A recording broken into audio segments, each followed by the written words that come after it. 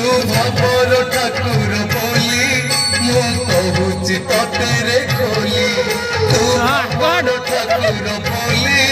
मु कहूची तते रे खोली हजची रे सपना हजची रे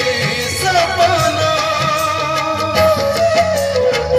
कपाल लिखना के करी महान काली